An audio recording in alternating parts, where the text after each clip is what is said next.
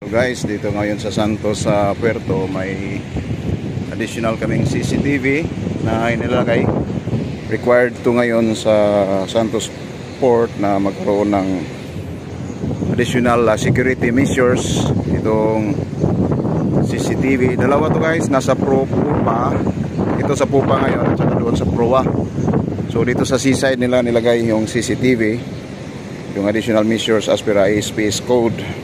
Aside sa deck patrolling sa mga crew sa barko, nagkaroon din ito ng additional.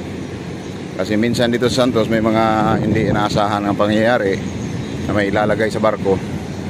So kaya nilagyan nila ng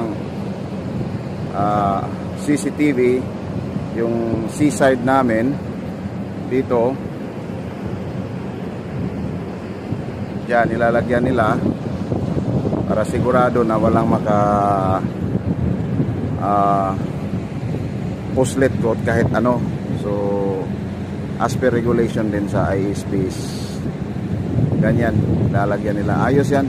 Last time nung pumunta ko dito walang ganyan.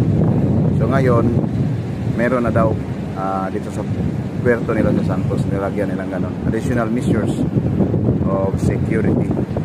Alright.